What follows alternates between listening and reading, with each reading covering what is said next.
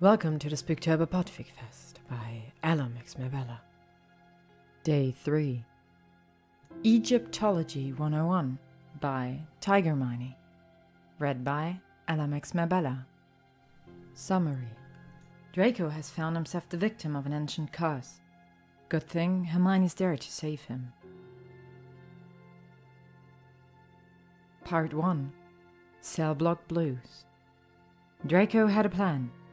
Being locked up in an Egyptian prison was not part of it. Looking back, he had to blame Blaise. Everything that had ever gone wrong in his life after Hogwarts was down to Blaise Zabini and the wizard's brilliant ideas. Draco shifted where he sat, trying to find some part of the stone floor that was a little more comfortable. For a nation that prided itself in its cultural heritage, Egypt certainly kept their prisons medieval. There was some graffiti carved on the wall that he rather thought dated back to the Crusades. The bucket he was forced to use had stains easily dated to the 11th century. The bucket itself might have belonged to Charles Marnier. His wand had been taken during his arrest, so he was powerless to escape. Worse, no one knew he was here. His shackles had finally stopped shaving, and were now just spreading the blood from his blisters around his ankles and wrists. But he reached out with all the magic he could muster, trying to ignore all of his many injuries. "Accio wand," he muttered. His wand did not appear. Fucking Blaise. Terrorists prefer Toyotas. Hermione Granger was staring down the barrel of an AK-47 aimed at her from the back of a Toyota Hilux pickup truck, the preferred vehicle for terrorists in Africa. "You can't take that," she felt the need to point out as some of the goons were loading up boxes and bags into the back of the pickup.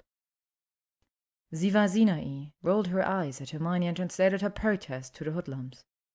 The arsehole holding the AK-47 let out a raspy laugh around the illegal Gauloise hanging from his lips. "I have gone, so I can take what I want," he replied to Ziva, who considerately turned to translate to Hermione. Hermione shook her head, getting his gist from a few keywords and the lewd manner in which he pressed his pelvis to the gun.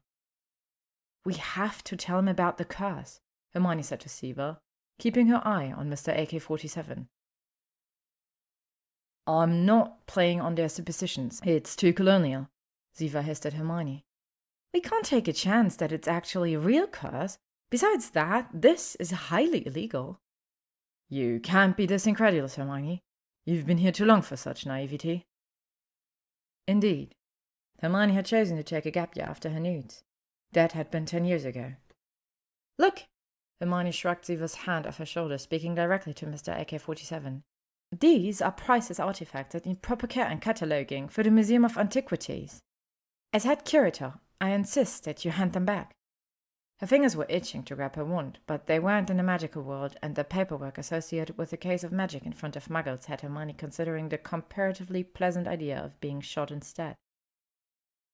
Mr. AK-47 laughed and took a final drag of his cigarette before flicking it at Hermione and Ziva. With a tilt of his head, 2 of his goons clocked Hermione and Ziva with the butts of their rifles. "I need to open a case of theft," Hermione said in broken Arabic to a disinterested police officer. They were in a police station in Asmara, the capital city of Eritrea. Ziva repeated Hermione's statement in fluent Arabic, one of at least 5 languages that she spoke, to which his response was to shrug his shoulders. "It's a big city," he drawled to Ziva. "I can't go chasing after little children who ran off with your Prada." Ziva looked at herself and then at Hermione. They were both disheveled, clothes dirty and torn with drying blood on their faces. "Do we look like we were pickpocketed?" she cried, her voice tight with exacerbation. He squinted at the 2 of them, lines around his mouth becoming deeper. "You look like trouble," he replied. "And you look like a goat's arse." His frown became a full-on scowl, and his voice rose with indignation. "Get out of my station. I don't even want to arrest you. Just leave." Hermione watched the heated exchange between Ziva and the policeman, barely following the conversation, but the body language in both suggested they ought to make a hasty retreat. She gently took Ziva by the elbow, causing her to pause in her lambasting of the policeman and his taste in animal-based pornography. Something Hermione did recognize, as it was among some of Ziva's favorite insults. "Ziva, let's just leave. I have another idea." With a final hand gesture that made the policeman almost reach for his gun, Ziva stormed out of the police station, Hermione practically being dragged along.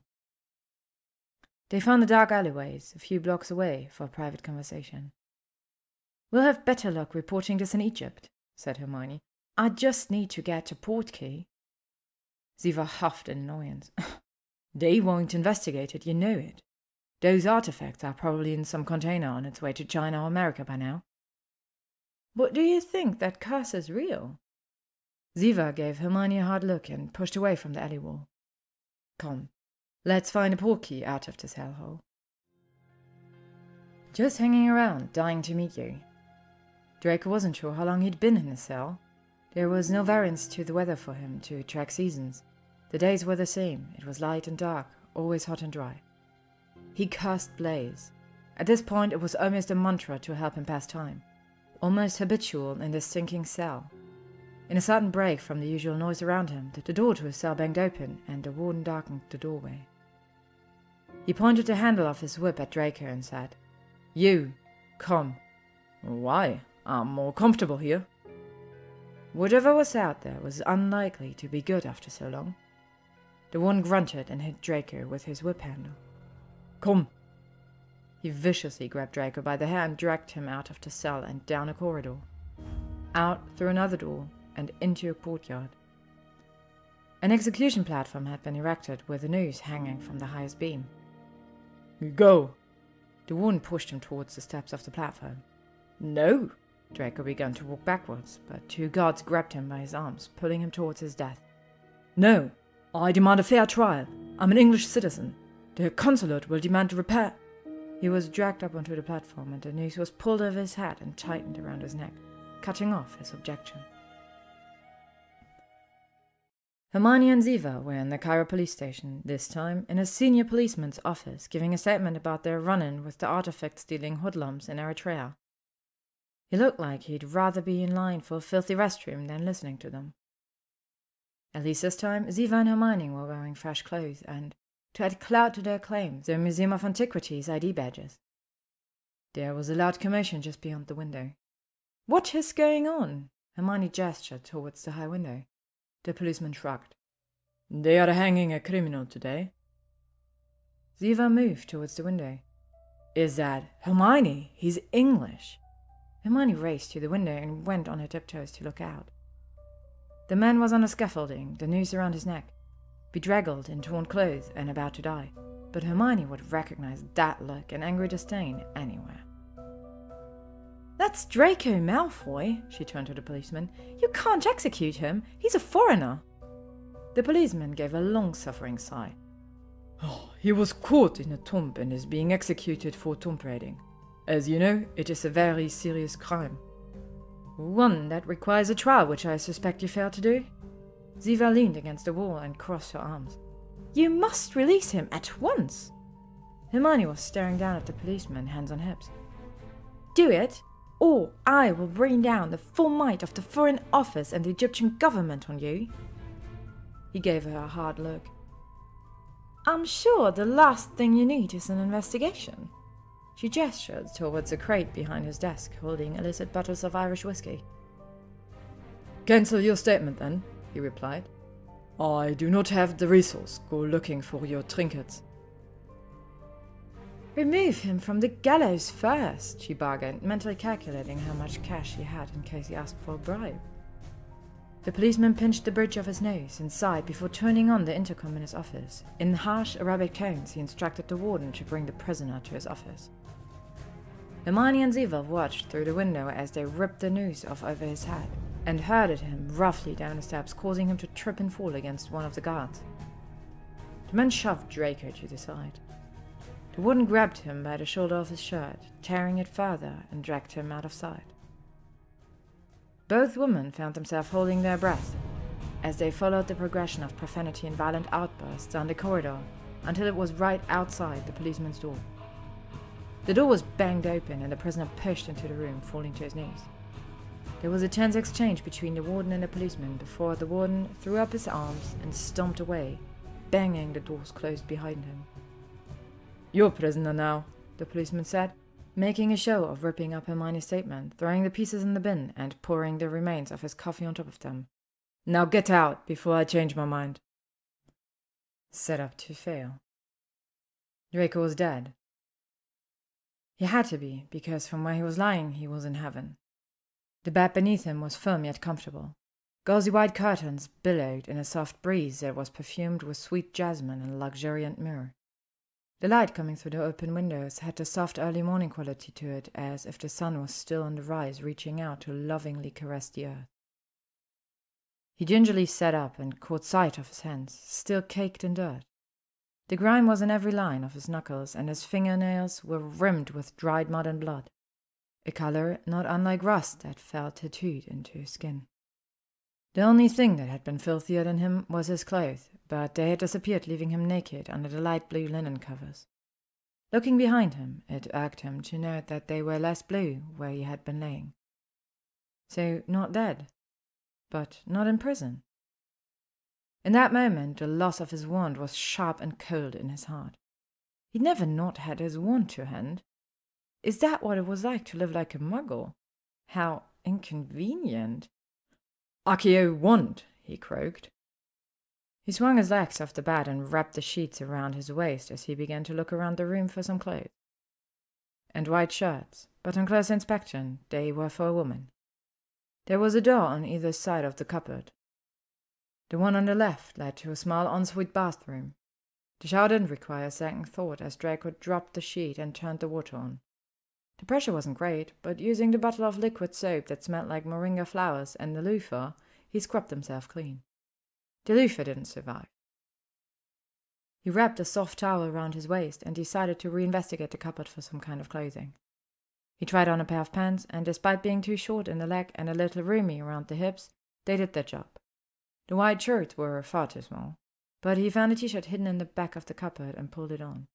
It announced to the world that he was a stud muffin. It barely reached his waist and was snug around his chest, but at least he was dressed. Opening the door to the right of the cupboard, he stepped into a small passage with a staircase a few feet away. The staircase, like the rest of the house, was made of stone and rough whitewashed plaster. He followed the stairs down on the main floor of the house, which was an open-air courtyard living room and a kitchen to the side. The kitchen was simple, with a large table in the center and a counter along the wall. There were 2 women sitting at the table having coffee. "The dead have risen." One of the women smiled. She had pitch-black wavy hair, large almond eyes, and an olive skin tone. The other woman at the table turned to look at him. He recognized her. "Ziva, this is Draco Malfoy." Hermione stood up from the table and went to the counter to get a mug and fill it with coffee. "Granger!" Draco's throat felt raw, and the bruises around his neck made themselves known. "What's going on?" Hermione gestured for Draco to take a seat and handed him the mug of strong Turkish coffee. "Well, Malfoy, we saved you from being hanged for tomb raiding. Care to explain what happened?" Draco didn't want to explain, actually. It was too embarrassing. "I have to kill a god, and the world is ending." "Which one?" Ziva leaned on her elbows on the table and angled herself towards him. "Set," he replied, between 2 sips of coffee. "You're taking this better than I expected." Ziva shrugged. "An Egyptian god wanting to destroy the world? Must be a Thursday." "Why you?" Ziva pointed to Draco. "Because if I didn't have bad luck, I'd have no luck at all," he replied. The woman exchanged an array of looks and expressions, from confusion to annoyance to disbelief, and then finally landed on irritation. Hermione pushed off from the table and leaned against the counter, arms crossed. "You've had your fun, Malfoy. Now for the truth. I'll even sweeten the deal by throwing in a decent pair of jeans and a t-shirt for you." "Granger, a decent person would just give someone in need a set of clothing. Whatever happened to your bleeding heart ways?" "Truth, then clothes," she persisted. Ziva had a smile behind her mug. "It's really all Blaze's fault, you see," Draco began. "If he'd just left things alone, and not stuck his nose in it, the world wouldn't be ending. What day is it?" "Tuesday?" supplied Ziva helpfully. "No, I meant the date." Hermione narrowed her eyes at him. "It's the 5th of September." 4 days. The world will be ending in 4 days." How long were you in prison for? Almost a month. Ziva looked at Hermione. What kind of curse gives you 4 weeks' notice? Everything is always a week or 48 hours. Why does he get the easy curse? It has something to do with the stars and planets aligning. You know how the ancients were. Draco explained flippantly. Hermione chewed on the skin around her thumb for a while, her mind racing through hundreds of possibilities. Do you think? She looked at Ziva. Not possible. The timing is all off. He's been cursed for nearly a month. Our artifact was only triggered a week ago, Ziva pointed out. As far as we know, replied Hermione. Maybe there are other artifacts triggering a domino effect. But why him? Who knows? Wrong place, wrong time. Draco felt as if he were watching a tennis match, his head swiveling between the two women as they spoke. Hermione huffed a laugh. Seems to be the way with Malfoys, but it still doesn't track. Coincidence? Too much to ask for a 2-for-1 when it comes to the gods. Hermione slammed her hands on the table. I need to find those artifacts, damn it! They were taken before I could do a proper study on them. Ziva sighed. Well, we will just have to pretend we're archaeologists from the 20s. Make it all up whilst blowing it all up? Ziva nodded and smiled. We'll figure this out. What I want to know is why did an English wizard end up with an Egyptian cursed object? His family specializes in that kind of thing. I object! Draco spoke up for the first time. Both women turned to look at him. Hermione raised her eyebrows at him, expecting a continuation to his outburst. It's not a family specialization, he continued. More like a hobby. Some families collect various things. Malfoys collect magical objects. Cursed magical objects, Hermione pointed out. It's rather a wonder that the manor hasn't turned into a black hole with all this spellwork being stored there. Right, interrupted Ziva. What do we know about Set? Set, as in the killer of Osiris, the eternal enemy of Horus. Hermione was leaning over the table, her elbows straight and her hands firmly against the wood. Draco shrugged. Apparently. He's the god of chaos, Ziva pointed out. He's jealous, added Hermione. Petty. Incestuous? Redundant point, Ziva rolled her eyes. Hermione conceded. Fine, inbred. No doubt. Wizard, exclaimed Hermione. Wizard? Ziva and Draco gave a disbelieving look. The penis thing. Ew. Ziva scrunched her nose. But I see your point. I'm no expert, but are you sure? I mean, wizards are magical. Draco felt the need to point out. And so are gods. Think about it. Magic is so imbued in the history of humanity. Wizards throwing spells around willy-nilly are exactly when muggles have legends. But the penis thing? Want euphemism? Draco hunched his shoulders. I want to think so, but it sounds more like blood magic, said Hermione. It couldn't have been that bad. He did knock her up after the fact, added Ziva. So she said. Hermione raised her eyebrows. So she said. If Set and a whole lot of them were wizards, then surely a resurrection is impossible, said Ziva, which puts a cramp on the whole gods are immortal thing. Draco and Hermione exchanged a loaded look. I wouldn't say it's out of the realm of possibility, Hermione said. No, think about it. Draco's a wizard, as pureblood as they come. Don't even think about preening about that. Who has been tasked with killing an ancient Muggle god? No, that doesn't make sense. What does make sense is that the Egyptian gods originally were wizards. Well, bugger, sighed Ziva. Indeed, agreed Hermione. Right, now for some clothes, Granger, Draco demanded. But the Malfoys are French as far back as they have history, Hermione continued, ignoring Draco. So why would Set focus on Draco and not Blaise? Tribes have constantly migrated since the Stone Age, so it's not entirely inconceivable that he may have Egyptian heritage that is thousands of years old, said Ziva. I feel this has more to do with the Black Line than the Malfoys. They're a bunch of meddlers. Growled Draco, holding his mug to Hermione for a refill. Have you any food in this house, Granger? Market should be opening now. I'll get us something to eat, said Ziva, standing from her seat and grabbing her bag. Any requests? I assume bacon isn't readily available? I'll see if I can find some, she replied, heading to the door. Don't kill each other before I get back. No promises, they both responded. They briefly heard the bustle of the busy street before the door blocked it out behind Ziva. Hermione refilled Draco's mug and went off to get the clothes she'd promised. He leaned back in his chair, and she returned to her spot leaning against the counter. So, the Museum of Antiquities. That is decidedly not the Ministry of Magic. Hermione shrugged. Life doesn't always go according to plan. So how did you end up in a tomb getting arrested? I was minding my own business one evening, enjoying a drink with Blaise, when this obsidian chest covered in hieroglyphs appeared on my desk. I told Blaise not to open it, but he didn't listen to me. Suddenly, I have this tattoo appearing on my chest and this blinding headache that gave me visions. The headaches only started to subside when I followed the visions. And they led you to a tomb in Egypt? Draco nodded. I have to find a dagger and use it to kill Set. Which means someone or something else has triggered his release. So you're not just a pretty face? Hermione flew him the double bird. This doesn't make any sense. The Xeris legend is just that, a legend. Its origins are from the first pharaoh, Iriho, which is easily 31st century BCE. It's like claiming that you descended from Hercules or Loki. And yet, here we are. Draco stood, picked up the clothing from the table, and went into a smaller guest bathroom across the courtyard. He returned a few minutes later wearing jeans and a t-shirt. What is the symbol on the t-shirt? Captain America's shield. Oh, nice. Now I really have a target on me. Can I see your tattoo? Usually, he smirked, I'd insist on dinner first. Hermione rolled her eyes at him.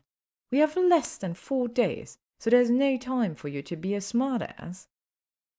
Draco was about to make a joke about how smart his ass actually was, but recognized the look of a Granger about to lose her patience and errant on the side of caution, slowly removing his shirt. The temptation to hum a striptease tune was strong, but he kept it at bay. Hermione gasped at the state of his chest, bruising mottled along his ribs and stomach. It hadn't looked as severe when they'd stripped him in the dark and put him to bed the night before, but in the light of day, it had her reaching for a wand. I am unarmed, Granger, Draco cautioned. I'm not going to kill you yet. She muttered a healing charm, and soon the bruising faded away, revealing a rather solidly muscled chest, marred only by an old scar that ran across his chest from shoulder to shoulder, diagonally across his stomach, and a fine horizontal line just below his belly button. The tattoo was on his right pectoral muscle. At least it balances out the other tattoo, Draco muttered. The symbol on his chest showed a set of hieroglyphs, and beneath them a curved dagger. Hermione wasn't fluent in hieroglyphs, but she knew enough to spot keywords and phrases. She was so intent in her study of them that she hadn't noticed the goosebumps her fingers caused when she touched the symbols, nor that Draco had basically stopped breathing. He let out his breath in a whoosh as she turned to find a notepad and pen. He felt heated spots where her fingers had been, and a tightness in his chest that reminded him of when he felt attracted to someone. Draco dismissed the idea, putting his reactions down to not having experienced a tender touch in far longer than he'd like to remember. Now, if only little Draco would get the message and stop plumbing up at the attention. Hermione had located a pen and some paperwork and went into full research mode. Making notes, getting in close to examine the tattoo, muttering to herself and then repeating the whole process. Finally, she took a seat, giving Draco a chance to put his shirt back on and find a comfortable seat for himself. Tell me about the visions, she instructed. He described the landmarks he'd been shown, the bits of hieroglyphic paintings, and what Set looked like, describing the repeating visual instructions that he had to stab Set in the stomach and pull the dagger upwards towards his throat made his stomach tighten. Draco always felt sick after that particular slideshow turned up. Hermione nodded, took notes, made annotations, and asked questions.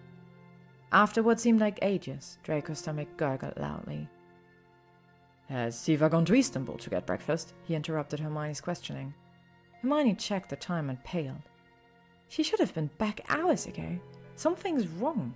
She ran to a cupboard and pulled out a battered leather backpack and a pair of men's trainers, which she dropped at Draco's feet before gathering all her notes and pushing him into the bag. Come on, put those on. We have to go. She hurried him out the door, locking it with a charm before following the winding alleys of Old Cairo. In the marketplace, she stopped at a few stores, asking the owners if they'd seen Ziva. At one with a particularly mouth-watering aroma, Draco insisted they buy something to eat while they searched. You won't like me when I'm hungry, Granger, he intoned. I don't like you in any state, she replied, leading him towards tighter alleys and darker shops.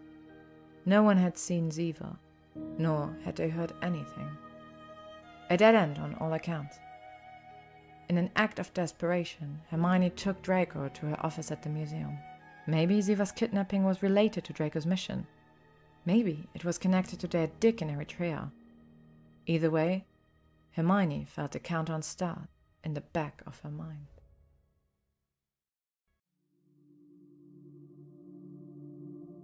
Thank you for listening to today's day of the Spooktober Podfigfest.